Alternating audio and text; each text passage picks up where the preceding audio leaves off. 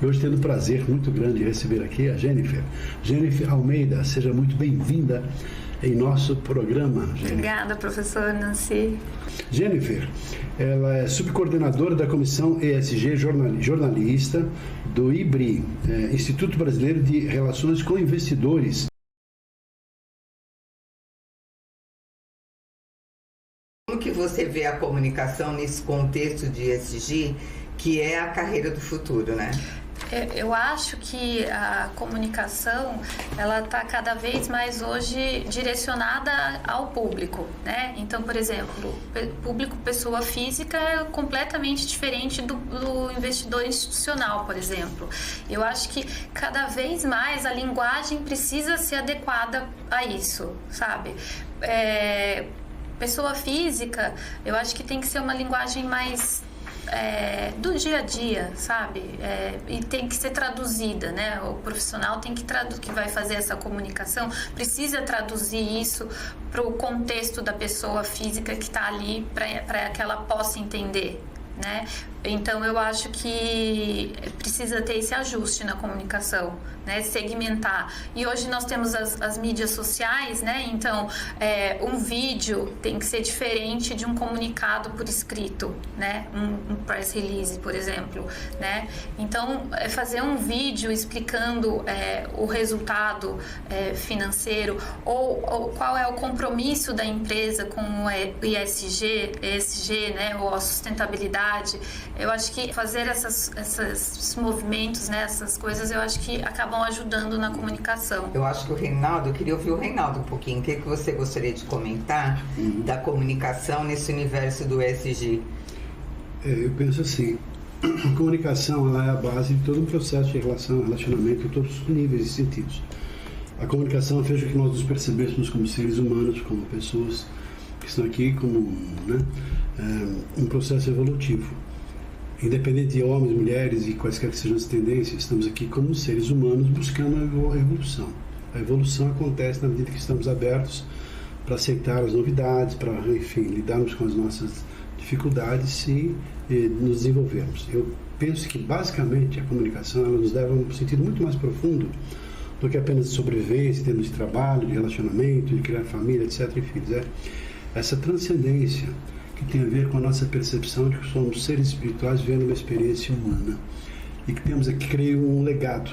E quanto mais uma pessoa desenvolve essa percepção de que ela está aqui não apenas para nascer, morrer, casar, depois acabou, não sei o que, morrer, para alguma coisa muito maior. A comunicação permeia todas as fases da nossa vida.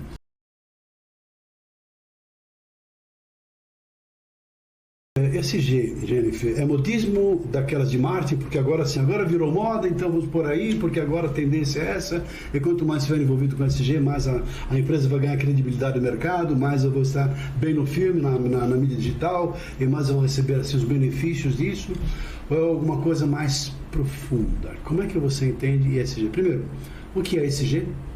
E depois, claro que aqui a gente tem uma boa noção, mas de você que é um especialista, ESG chegou para ficar, é uma tendência, é alguma coisa assim muito mais profunda do que apenas um modismo desses que vão e passam? Não acho que ESG seja um modismo. Eu acho que o ESG é da sigla Environmental, Social and Governance. Traduzido para o português é ambiental, social e governança. Né? Nós, no IBRI, nós lançamos agora um guia chamado Guia IBRI, construindo a estratégia ESG. E eu tive a oportunidade de entrevistar especialistas nessa área, consultorias especializadas, empresas que já estão adotando essa estratégia e definitivamente a ESG não é uma moda.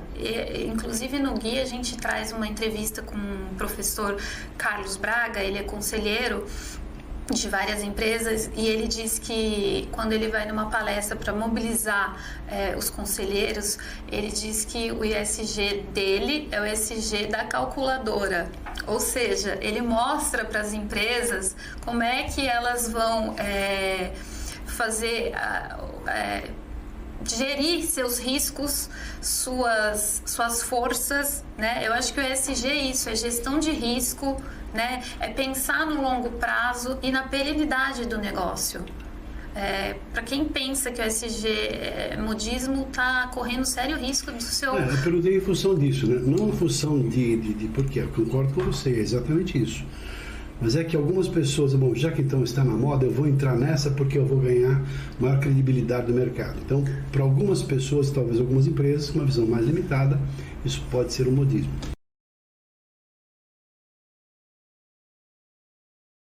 Qual a relação que tem o ESG em relação ao ambiente e o IBRE em relação a isso? Quais as preocupações, as tendências, orientações, movimentos que são feitos relacionados ao ambiente? Uma coisa importante, acho que vale ressaltar, é que, além disso que você falou, que as empresas falam, é modismo, tem muitas que acham que não é para elas, né? Porque não é para mim, é só para as empresas grandes ou para aquelas que têm um departamento de ESG ou de sustentabilidade. E não é isso. Eu acho que a gente precisa desmistificar isso primeiro e falar que o ESG vai ser proporcional ao impacto da sua empresa. Ou seja, como a minha empresa impacta ou o meio ambiente ou as pessoas que estão ao meu entorno, né, que fazem parte do meu negócio. E aí você começa a ver que você consegue fazer as coisas diante daquele impacto que a sua empresa produz. Eu acho que esse é o primeiro passo para aquelas empresas que não sabem ou que pensam que é só para empresa grande. Não é.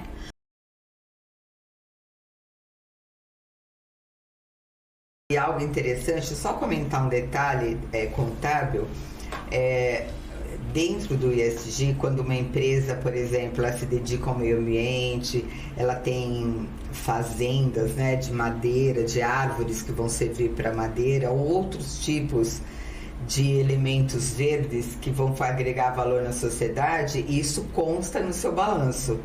Tá? Então, assim, isso vai ser um valor contábil e um valor que o investidor e tanto o gestor ele pode tomar decisão sobre uma ou outra empresa. Então, eu queria assim complementar o que a Jennifer disse.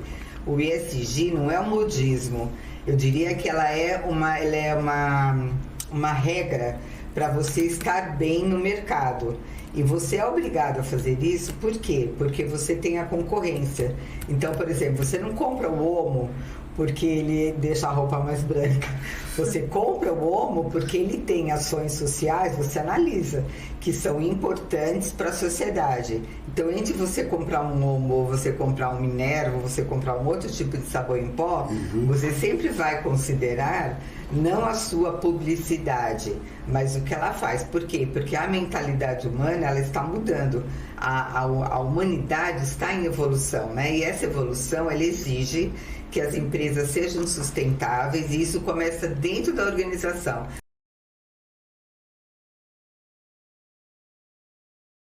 Qual é a visão que o IBRE tem em relação a questões de relacionamento que tem a ver com o lado social do ESG? Eu acho que o relacionamento, ou qualquer tipo dele, é ser transparente, né? Verdadeiro. E a comunicação tem que ser equânime para todos, né? Então, eu acho que a gente tem que ter esse olhar, e as empresas também, né, para o social, né? Para o funcionário que trabalha ali dentro, né? Para a sua comunidade do entorno, para os seus fornecedores, né? Eu acho que uma coisa que a gente vê bastante falar, né, no ESG hoje são as empresas com cadeias de fornecedores muito longas, né? E vai ser preciso rastrear todas essas cadeias, né? Para a gente não ter, para a empresa não ter o risco de ter um fornecedor que tem trabalhadores em similares à escravidão, né? A gente já teve casos aqui no Brasil que a gente conhece, né? Deve ter ainda, escondido. E ainda existe, ali, né? Mas eu acho que quando a empresa se compromete com isso, fica mais fácil de olhar para essa cadeia e ver, né, quais são os fornecedores, quais são os meus fornecedores, né? Eu conheço todos eles, né? Como é que eles tratam esses funcionários, né?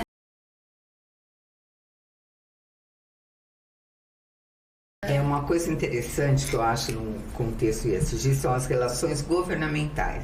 Sim. Quando você fala relações governamentais, né, as pessoas pensam em lobby. Mas não é isso. Eu tenho uma experiência muito grande, mesmo antes de SG ser moda, eu amo fazer trabalho social. Então eu trabalhei muitos anos aqui na região de Pirituba, na zona noroeste. Eu fazia parceria com a prefeitura, com a Secretaria de Cultura, eu como empresa corporativa, para que a gente desenvolvesse projetos culturais e sociais que beneficiassem a comunidade do entorno. Sem dúvida. Porque a organização que eu trabalhava, que era a Companhia City, ela tinha uma área muito grande lá e ela tinha uma preocupação muito grande, tanto com o meio ambiente como com as comunidades.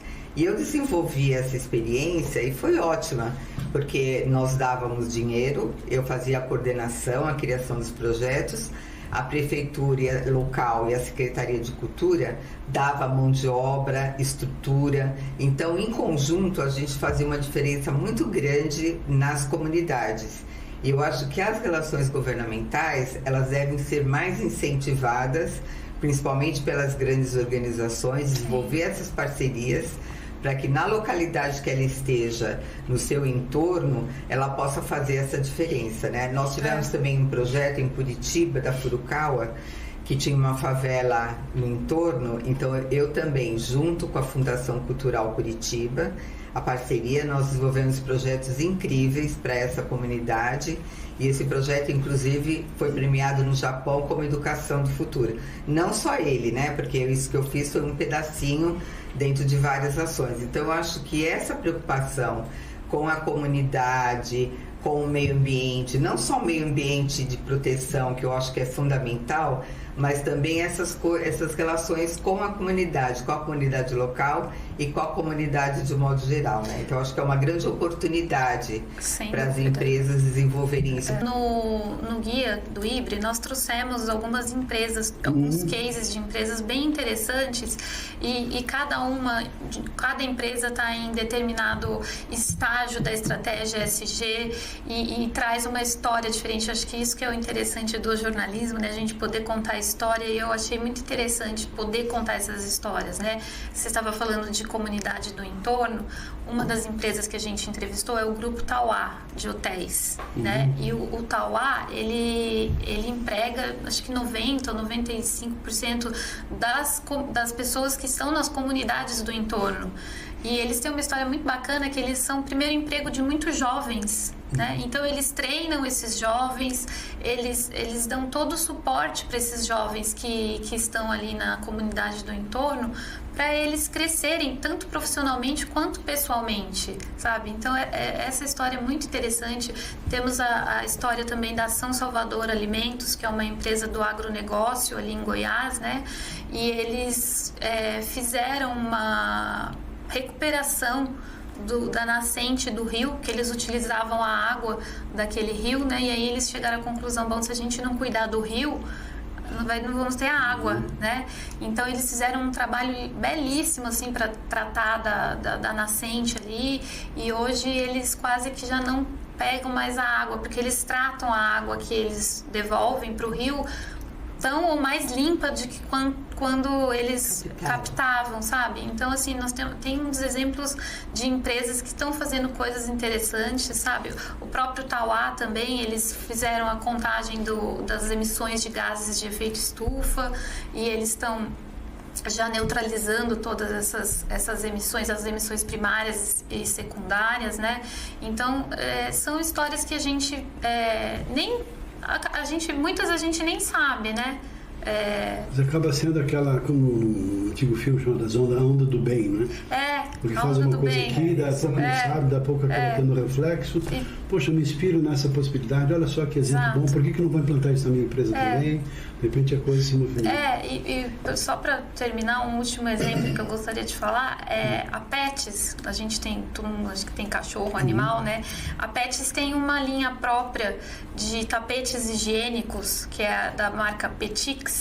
E a Pets, eles fazem um projeto muito legal, que assim, eles pegam fraldas de refúgio. Eles têm parceria com todas as empresas que fazem fraldas, né? Fraldas de bebê e fralda geriátrica.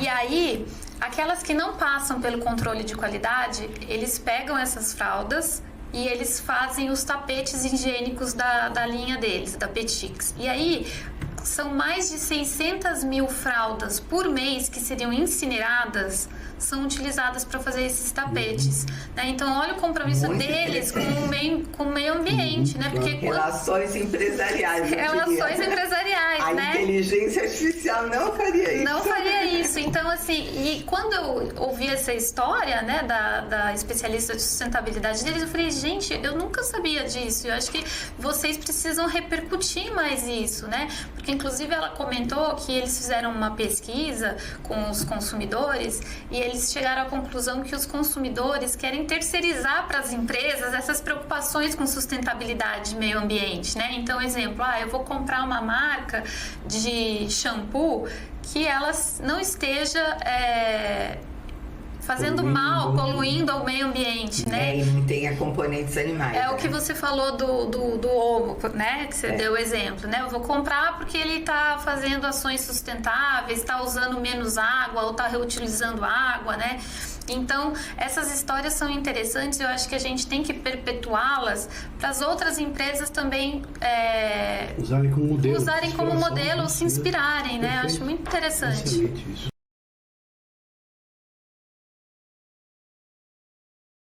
Assim, eu gostaria que você finalizasse, né, com uma mensagem sua que você quer deixar, né, de mensagem positiva para deixar sua marquinha aqui no mundo. A minha mensagem eu sou mãe, então acho que depois que eu me tornei mãe, eu fiquei mais preocupada em deixar um mundo melhor para minha filha.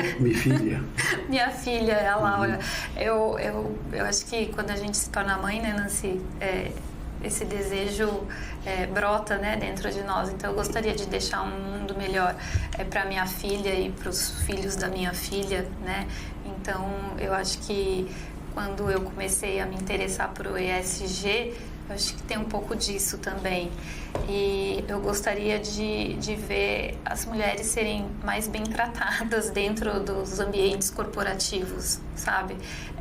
E domésticos, né? E domésticos também, né? Uma amiga uma vez me falou, nós fornecemos a força de trabalho para o mercado de trabalho e para o mundo. Então eu acho que nós deveríamos ser mais bem tratadas e termos mais opções de poder ser mãe, ser uma mulher que trabalha e que quer trabalhar, né? Então eu acho que eu gostaria de ver isso, assim, no curto prazo eu sei que não vai acontecer, né? Mas no médio e longo prazo acho que as novas gerações que estão vindo aí são mais abertas a isso, né? Então eu gostaria de ver isso. Eu gostaria de ver a minha filha, quando se tornasse mãe, poder ter o trabalho dela de volta, né? Quando ela voltasse a trabalhar, né? Eu ouvi uma vez, o ano passado, numa palestra, um executivo de uma grande empresa dizer assim: eu não sei o que acontece quando as mulheres voltam da licença de trabalho, porque elas não têm o mesmo desempenho que elas tinham quando elas antes de se tornarem mães. Uma crença isso. Existe toda uma mudança quando a mulher se torna mãe, hormonal, emocional, mental. Aquela mulher não vai voltar a ser como ela era antes. Eu acho que é uma crença negativa desses homens, porque na verdade a mulher pode voltar muito melhor. Sem dúvida. Porque ela tem uma força interior muito grande, porque não é só mais ela tem mais um ser ali que depende dela. E eu acho que isso precisa ser respeitado. Isso precisa ser respeitado dentro de casa e dentro do ambiente corporativo onde ela está inserida.